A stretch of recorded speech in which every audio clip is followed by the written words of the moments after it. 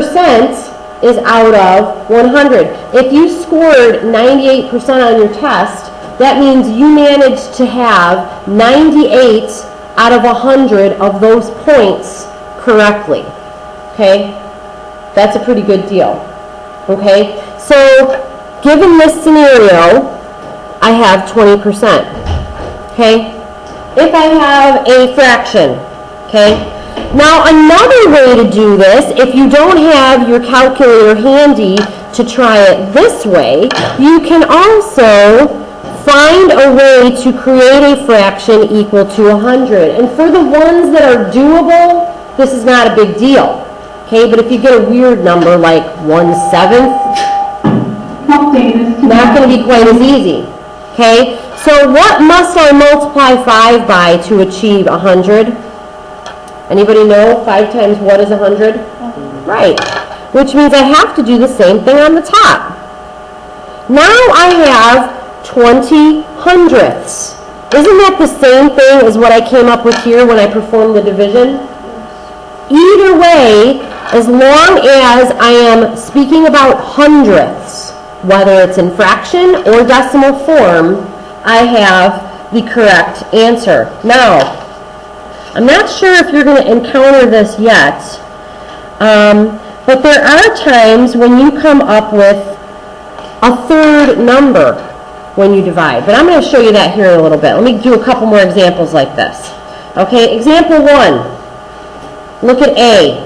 And I'm not going to write this for you. How would you write 29% as a fraction? Maddie, how would you write 29%, example 1A, as a fraction? 1A.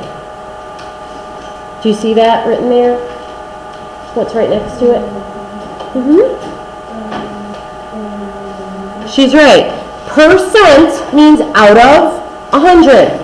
Okay, all that means is out of 100, which means the denominator is 100. Same goes for B. B, 45% is 45 over 100, but notice they didn't leave it that way.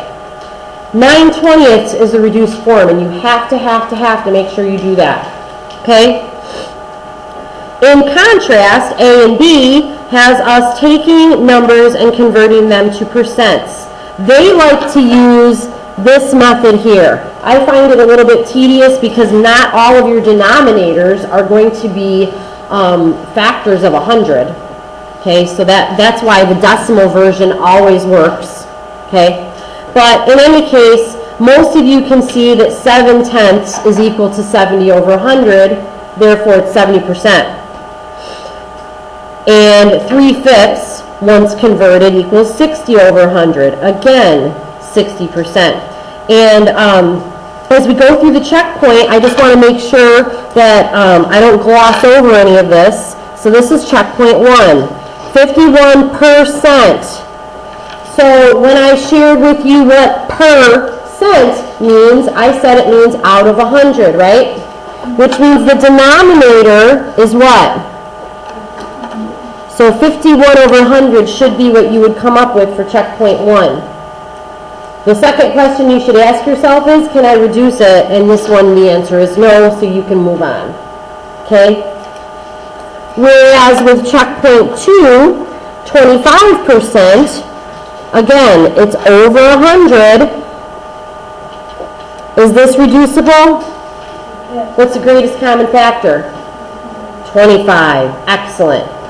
If you said 5, you would end up reducing it again. So this reduces to 1/4, and that's going to be the answer I'm going to expect to see, the reduced simplest form, as it says in here. Okay? 3 and 4 have us taking our fractions and going reverse, going to percentage form. Okay? Using their method, 11 over 20, they want you to convert it to something over 100 so that the top item becomes your percent. What must I multiply 20 by to achieve 100? 5. Talk to me. I'm lonely up here. Therefore, what must I multiply 11 by? Bravo. The end result, my friends, is 55 hundredths. And we know that 55 out of 100 is 55 per 100, therefore, okay, 55%. Okay, cent always means 100. If you remember, centimeter, cent is 100 in some form or another. 4/25, using their method, what will I multiply both pieces by to achieve 100? Bravo. 16 over 100 is 16%. Okay? So far so good, my fine feathered friends? Okay, take a gander at the top of page 330, and we're almost done. This isn't too bad. All of those percents would behoove you to be memorized. Okay? The percents you see at the top of page 330. Those are some really common ones that you are going to oftentimes be dealing with. Okay? So as we look into those things, we're going to go ahead and hope that you get those plugged into your head. Okay? All right. Do you guys recall the other day, I'm not sure if it was like 3 days ago or what, when we were talking about probability and odds, I told you that there's another thing that refers to if something will occur or not. And as we get into example 2, I'm going to go ahead and throw the word chance into it. Okay? They're saying, right, probability as a percent. What that is chance. Okay, the word that is used is chance. And the most frequent use of that is when the weatherman tells you if it's going to rain or not. Okay? He doesn't say there is a 1 in 2 chance of rain. He says there's a 50% chance of rain. Okay? He doesn't say there's a 1 in 4 chance of snow. He says there's a 25% chance of snow. Okay? And the way you can figure that out, we're going to go ahead and uncover really quick. A radio station randomly selects 1 out of 5 for a prize. You, my friend, are one of them. What's the probability that you will win? Convert it to percent. Okay? Which in the real world is spoken as chance. Chance of rain. Chance you'll win. Okay? All right. So 1/5 is your probability, right? By the way, what is odds then? 1 to 4, that's odds. Okay, but we're dealing with probability, right? 1 to 4 is a totally different animal. 1 in 5 chance, or 1 in 5 probability that you will win the prize. Converting this to a percent, use the same technique, and you will come up with 20% chance of winning. Go ahead and do this kind of thing with the lottery, and you'll find out that the percent is a minuscule, tiny number. Okay? Probability that you're going to win is 20%. Okay. Example 3 is where it gets a little tricky. And those of you that had the red book last year definitely got exposed to this, but I'm not sure about the rest of you guys, so bear with me. A desert turtle can go for a year without drinking water. When it does increase or drink, its weight can increase by 40%. Okay? Suppose the turtle weighs 15 pounds after a long period without water. How many pounds can he gain when he drinks? Okay? Now, they gave us what he is, right? And they told us that this 15-pound tortoise can gain 40% after a dry spell, right? 15 pounds dry, what is he hydrated? Okay, to find out what he can gain, you need to establish what 40% of 15 is. Okay, because they just told you that he can gain 40% of his body weight. Okay, now, to find 40% of a number, you need to recognize that of always means multiply, okay? And this little percentage symbol poses a bit of a problem in arithmetic because there's really nothing I can do with it. It simply indicates what it is, all right? But to work with numbers, it needs to be converted back to a decimal. And I'm just going to make it 4/10. Why would I do 40 hundredths? Not necessary. Okay? 4/10 times 15 is going to be 6. Okay? This is the way I do it. Okay? This is the way I do it. Take this, decimal, multiply. There's another way to do it. Decimal is great.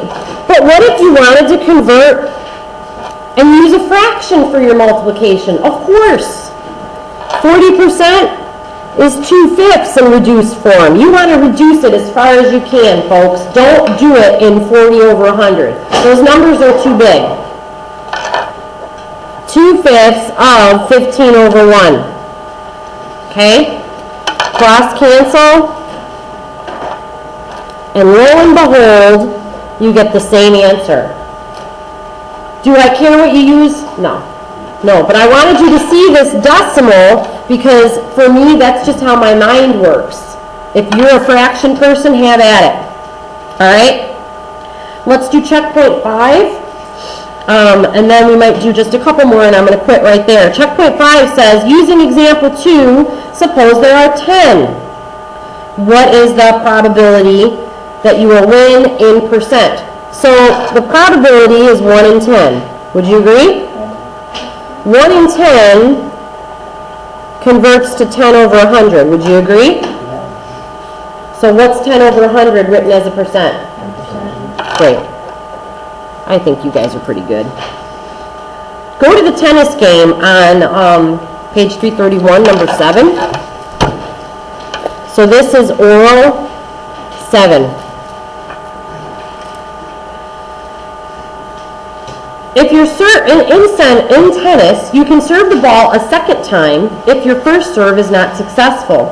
The table shows the first serves by you and your opponent in a match. Okay, so you had 152, your opponent had 125. Does that make sense? How many more successful serves did you have than your opponent? How many more successful serves did you have than your opponent? How am I going to find how many were successful? Any ideas? Go ahead, Haley.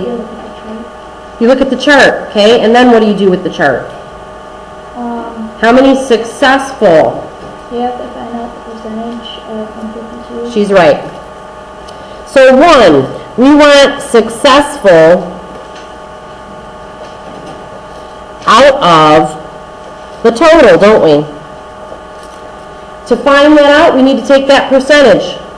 She was what? 70, or you were 75%. Do we want to do fraction or decimal?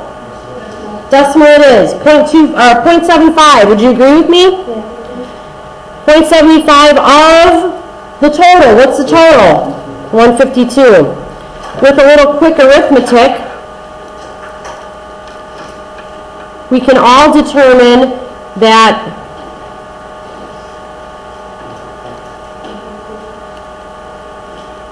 114? So she had 114 that were good. Okay? In the same way, we're going to solve successful out of total for my opponent. Okay? So 60% of 125, 6/10 if you want, which you could reduce that again to 3/5. But in any case, 0.6 of 125 is 75. My opponent had 75 good. What is the difference in the numbers? Simple subtraction. The difference between how many I did or you did and how many he did is going to be this minus the 75, which is obviously a 39. Not a big deal. Okay?